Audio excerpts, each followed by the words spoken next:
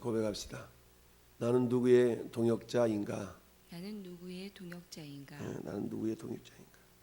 참 어찌 보면 다윗의 인생 자체가 우리 요셉의 인생과 또 크게 다를 바가 없죠. 요셉, 다윗 이런 사람들은 예수 그리스도의 예표, 모형이라고 말할 수가 있습니다. 어찌 보면 애매하게 당하는 고난을 지속적으로 반복적으로 당하다 보면 우리 아무리 하나님을 믿고 의지하고 신뢰한다 할지라도 그 믿음이 연약해질 수가 있거든요. 그러니까 하나님이 이미 사무엘 선지자를 통하여서 왕이 될 것을 이미 기름 부음을 받았음에도 불구하고 다윗 생각에 언제쯤 왕이 되리나라는 그런 마음도 있지 않았겠어요? 근데 이제는 그런 기대가 서서히 사라져가는 그런 때일 수가 있다. 왜냐하면 다윗이 숨어드는 곳곳마다 그곳에 사람이 사울왕에게 다윗의 소식을 전해주다 보니까 다윗이 마음 편하게 그야말로 두 발 뻗고 쉴 만한 곳이 없었더라 라는 것을 우리 앞에 그일라 사람들을 구해 주었음에도 불구하고 그들은 어때요? 배은망덕할 수밖에 없었다. 왜냐하면 인간은 이기적인 동물이기 때문에 아무리 나를 구해준 사람이라 할지라도 또다시 내가 위험에 처할 위험성이 있으면 나를 구해준 그 사람이라도 내가 팔아넘기는 그런 연약한 모습이 우리 인간의 모습인 걸 봅니다. 여러분 이런 것들을 우리는 가끔 현실 속에서 우리 그걸 볼 수 있잖아요. 자, 그런 것처럼 지금 다윗은 굉장히 심리적으로도 신앙적으로도 굉장히 어찌 보면 위협 또는 위험에 이렇게 노출되어 있다라고 볼 수가 있죠. 다윗과 함께한 600명의 사람들이 다윗을 도와서 함께 그날 이리 도망가 저리 도망가 온갖 데로 다 도망을 다니지만 그래도 그곳에 다윗이 있음이 고해지면 또 사울왕한테 가서 얘기를 해서 그야말로 어려운 상황을 맞닥뜨리게 된다라는 얘기입니다. 이처럼 다윗이 여러 가지 모양으로 어렵고 힘들 그 즈음에 다윗을 찾아와 위로해 주는 사람이 있었으니 다윗의 친구 요나단이었다. 요나단이었다. 자, 다윗이 사울이 자기 생명을 빼앗으려고 나온 것을 보았으므로 그가 광야 수풀에 있었더니 그러니까 그 일라에서 지금 광야로 이곳저곳으로 지금 도망가고 있는 상황이지 않습니까? 자, 그랬더니 16절에 사울의 아들 요나단이 일어나 수풀에 들어가서 다윗에게 이르되 그에게 하나님을 힘있게 의지하게 하였는데 여러분 지금 사울이 어떤 상황입니까? 사울은 많은 사람들에게 지금 위협하고 있고 협박하고 있잖아요. 너희들 말이야 다윗이 어디에 숨었는데 알려주지 않고 그러면 너희들 다 죽을 줄 알아? 이렇게 지금 협박하고 위협하고 있는 상황 가운데서 그야말로 아들 요나단이라 할지라도 어때요? 막 창을 던져서 죽이려고 했던 그런 전력이 있지 않습니까? 그러다 보니까 비록 아들 요나단이었다 할지라도 다윗을 주둔하고 숨겨주고 이랬다는 사실이 드러나면 세상 말로 그냥 가만두지 않을 그런 위험성이 있음에도 불구하고 요나단은 다윗을 찾아왔더라. 여러분 이처럼 요나단이 어디 움직이고 그러면 사울왕이 야 너 한번 따라가 봐 이러면서 미행을 붙이거나 그러지 않았겠어요? 그럼에도 불구하고 요나단이 다윗을 찾아간 까닭은 무엇일까? 그것은 16절에 있는 것처럼 힘있게 하나님을 의지하도록 하는 한마디로 말하면 위로자가 되었던 거죠. 위로자.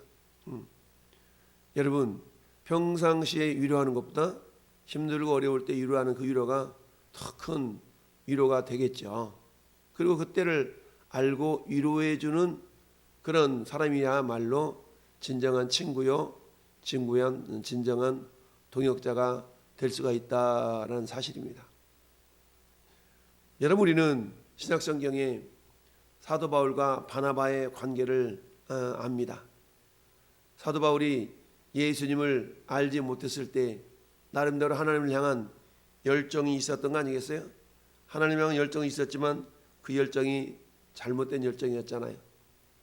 그러니까 하나님께서 그 사도 바울을 쓰시려고 결국 예수님이 친히 다메섹 도상에서 나타난 사건, 사도행전 9장의 사건이잖아요.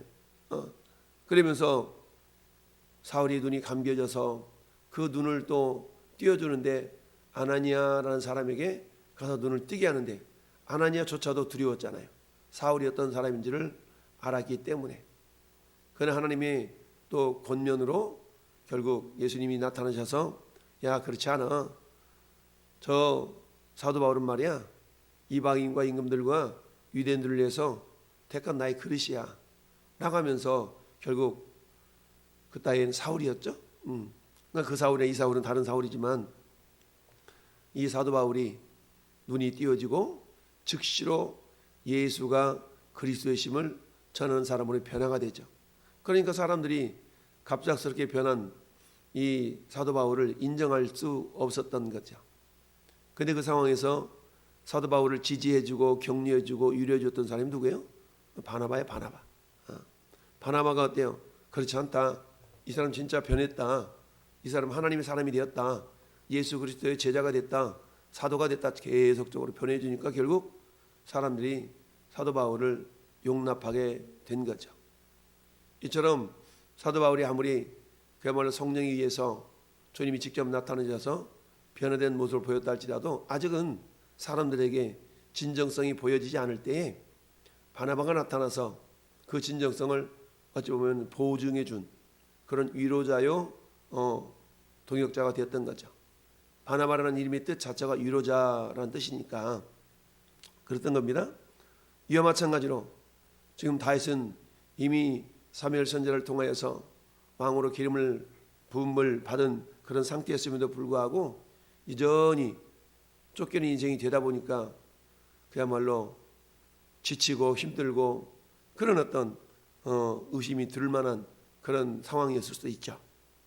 그때 요나단이 나타났으니 얼마나 힘이 났겠습니까? 자, 그래서 우리 17절 같이 한번 읽어봅시다. 곧 요나단이 그에게 이르기를 두려워하지 말라. 내 아버지 사울의 손이 내게 미치지 못할 것이요 너는 이스라엘 왕이 되고 나는 내 다음이 될 것을 내 아버지 사울도 안다 하니라. 아멘. 두려워하지 말아라. 우리 아버지 사울의 손이 네게 미치지 못해. 왜냐하면 너는 이스라엘의 왕이 될 것이기 때문이야. 그러니까 너무너무 두려워하지 말고 걱정하지 마라. 우리 아버지 손이 결코 너한테 못 미치지 못해 라고 위로를 해주고 있죠. 그럼 다시 한번 또 언약을 세웁니다. 그 언약의 내용은 뭐겠어요? 걱정 마. 결코 내가 너를 해하지도 않을 거고 그럴 테니까 안심해 라는 그런 내용이었지 않겠어요? 그러는 두 사람이 언약을 하고 요나단은 자기 집으로 돌아가고 다윗은 숲풀에 머물러 있었다라는 얘기입니다. 그렇습니다. 우리는 진정 힘들고 어려울 때 함께해 줄 수 있는 사람, 이게 쉽지가 않죠. 그러기 위해서는 어때요? 나의 불편함과 나의 손해를 감수할 수 있어야 되겠죠. 지금 요나단은 어때요? 여차하면 아버지 사울에게 발각되면 완전 죽은 목숨이나 다를 바가 없는 그런 위험이 있음에도 불구하고 다윗을 찾아가서 다윗을 유리했다. 여러분 이것은 쉬운 일 아닙니다. 어느 인간이 자기 손해를 무릅쓰고 다른 사람을 가서 유리해주겠다고 자기 위험에 노출되면서 그럴 수 있겠어요? 쉽지 않거든요. 여차하면 아는 사이도 모른다고 그러고 왜? 자기가 위험할 것 같으면 나 저 사람 몰라. 이게 요즘의 세태 아니겠어요? 그럼에도 불구하고 자기 목숨의 위협을 무릅쓰고 가서 위로해 줄 수 있는 그러한 사람, 이게 진정한 동역자요, 진정한 친구요, 진정한 위로자의 모습이다라는 얘기입니다. 자, 결국은 어때요? 이 위로를 힘입어서 다시 용기 백배해서 이런 어두운 어려운 상황을 이겨내는 거 아니겠습니까? 여러분 19절부터 23절의 상황은 어떤 상황입니까? 그 일라 주민들이 그랬던 것처럼 지금 황무지 그 주변에 있는 사람들도 어때요? 야, 우리에게 저 다윗이 있는데 빨리 왕에게 가서 고자질하자. 그렇다면 우리 목숨도 아마 살아남지 못할 것 같으니까 나중에라도 발각돼봐 우리 못 살아남아. 그러니 빨리 가서 고자질하자. 그래서 19절에 그때 10사람들이 기브아에 이르러 사울에게 나와 이르되 다윗이 우리와 함께 광야 남쪽 하길라산 숲을 요새 숨지 아니하나이까. 그러면서 말하기를 아부떠는 말을 하죠. 그러나 왕은 내려오시기를 원하시는 대로 내려오셔서 그를 왕의 손에 넘길 것이 우리의 의무입니다. 그러니까 와서 빨리 잡아가라고. 우리가 왕에게 보고하는 것은 당연한 일이죠. 이렇게 지금 이야기하고 있어요. 그 소리를 들은 사울 왕은 기분이 좋았겠죠. 그렇지. 그래서 말하기를 사울이 이르되 너희가 나를 긍휼히 여겼으니 이와 함께 복 받기를 원하노라. 여러분 하나님을 들먹거리긴 했지만 그러나 결코 사울의 이런 모습을 하나님은 기뻐하지 않겠죠. 그럼에도 불구하고 어때요? 하나님은 너희에게 복 주시기를 원한다. 너희가 복 받기를 원한다. 라고 말하고 있는 것을 봅니다. 자, 이 상황은 뭘 이해하고 있습니까? 이 10사람들은 철저하게 하나님의 뜻을 따라 행동하기보다는 사람의 뜻을 따라 행동한 사람의 전형적인 모습이다 말할 수가 있죠. 여러분 언젠가 신앙의 중간지대는 없습니다라는 제목으로 설교한 적이 있죠.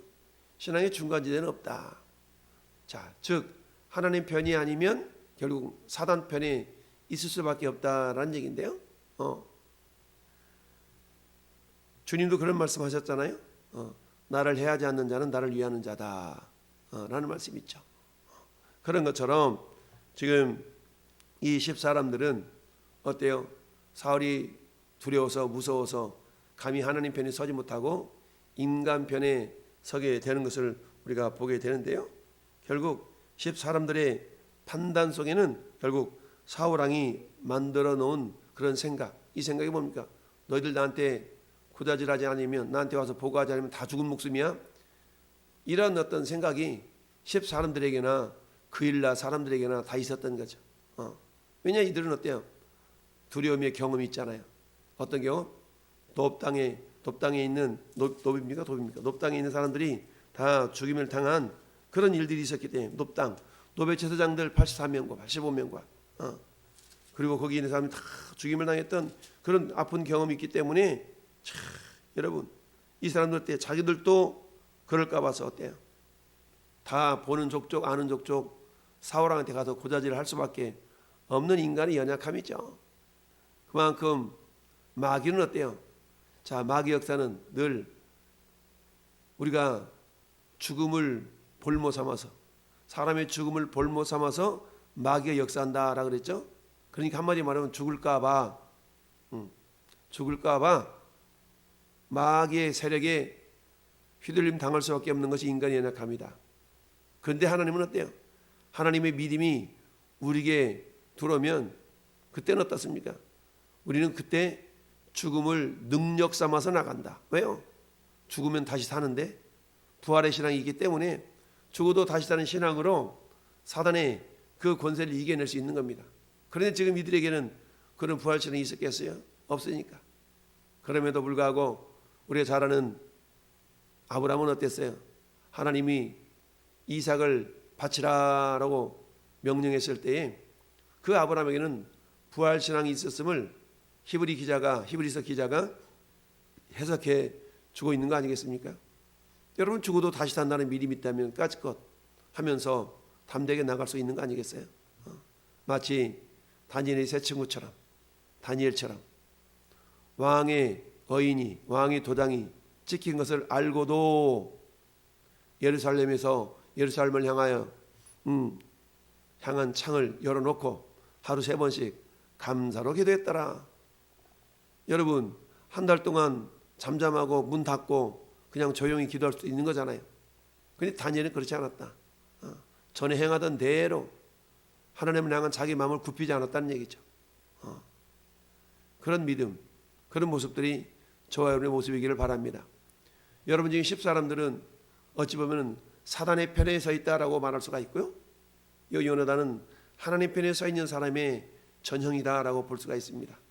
그런데 어때요? 하나님 편에 서기 위해서는 때로는 자기의 목숨의 위험을 감수할 수 있는 그런 모습이 또 돼야 되겠죠. 반면에 마귀 편에 서 있는 사람은 전혀 자기 목숨의 위협을 어때요? 어쩌면 더 적게 느낄 수 있는 그런 모습인 거죠. 왜요? 이미 고자질이 했으니까 사울왕이 우리를 어떻게 할 수 있겠어? 라고 안심하겠지만, 그러나 요나단은 어때요? 하나님 편에 서서 자기가 위로자가 되어서 하나님의 사람 다윗을 위로해 주려다 보니까 오히려 자기 목숨은 더 위험에 처하는 그런 모습이죠. 여러분, 이것을 오늘날로 한번 적용해 볼까요? 우리 지난 3년 동안 코로나 팬데믹으로 말미암는 그런 신앙의 도전에 우리는 직면한 적이 있어요. 봐보세요. 직장생활 하거나 인간관계 속에서 너 교회 갔다 왔어?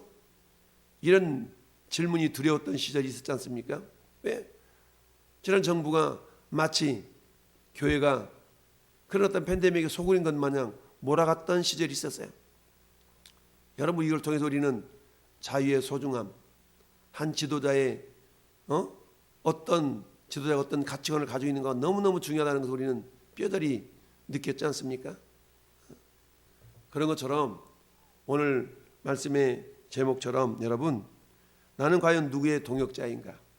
평상시에 누구나 좋은 말, 이빠른 말을 해줄 수 있어요? 그러나 여러분, 내가 위험에 처해 있음에도 불구하고, 아니 내가 위험을 당할 것을 알면서도 상대방이 어려운 그것을 알고 내가 위로해 줄 수 있는 그런 사람이 진정한 위로자요, 진정한 동역자다라는 사실입니다.